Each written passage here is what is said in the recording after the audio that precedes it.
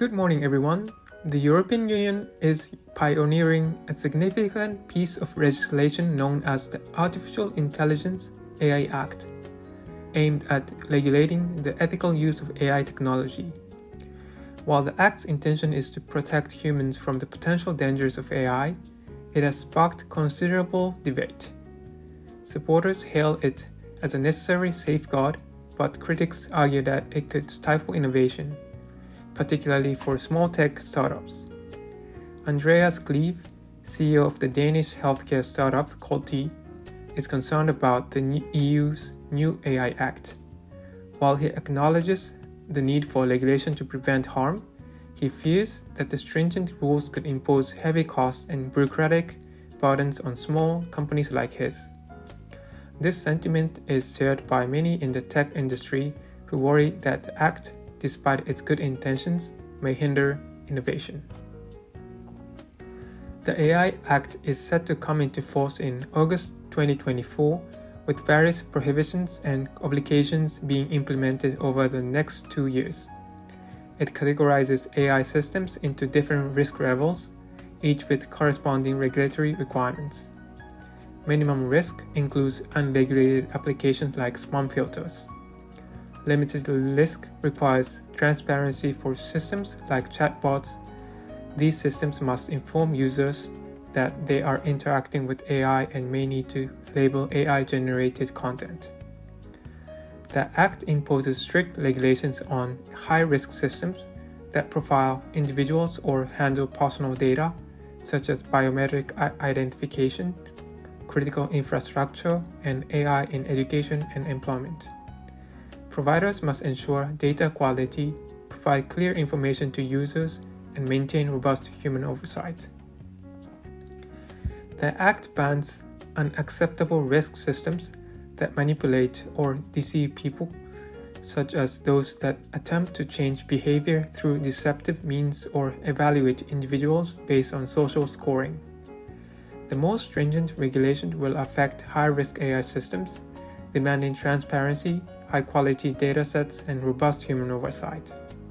Medical devices and critical infrastructure fall within this category, requiring rigorous compliance. The Act aims to make Europe a global hub for trustworthy AI, but critics argue that it was hastily drafted and lacks detailed guidance.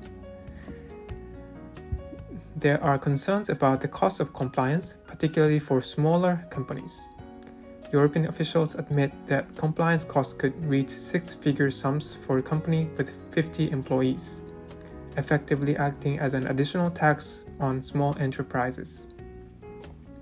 Key issues remain unresolved, such as intellectual property rights, fair remuneration for content creators, and detailed testing procedures for AI systems. For instance, the Act does not specify how to test facial recognition systems' vulnerability to change in images.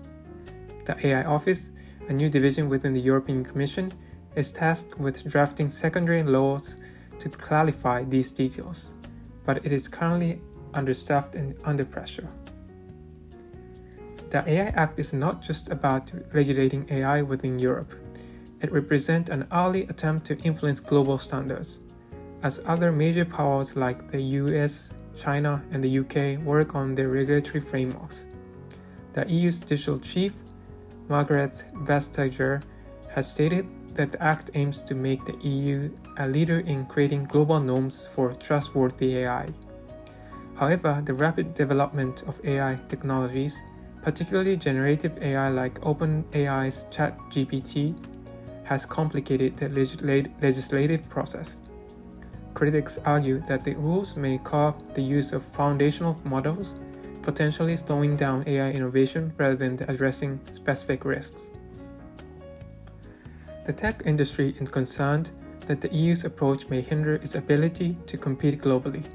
Cecilia Bornfeld-Dahl, Director General for Digital Europe, warns that the additional compliance costs could disadvantage EU companies compared to their US counterparts. She emphasizes the need for investment in AI systems and skills to bridge the gap. Officials are actively pushing back against these criticisms, with some embarking on a myth-busting exercise to clarify the regulation scope.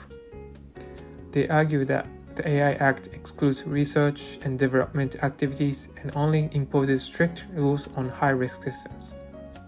Roberto Viola, head of the EU's digital unit, believes the Act will ultimately foster innovation by providing a clear regulatory framework allowing for real-world testing and experimentation.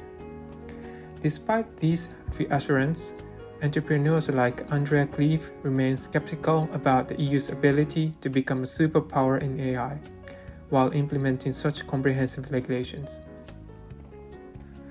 The EU's AI Act is a groundbreaking effort to regulate AI technology and ensure its ethical use. However, it faces significant challenges in balancing safety with innovation. As Europe strives to become a leader in AI, it must address the concerns of the tech industry to avoid stifling growth and ensuring the successful implementation of this ambitious legislation. The coming years will be crucial in determining whether the EU can achieve its vision of being a global hub for trustworthy AI while fostering an environment conducive to innovation and competition. Thank you for listening.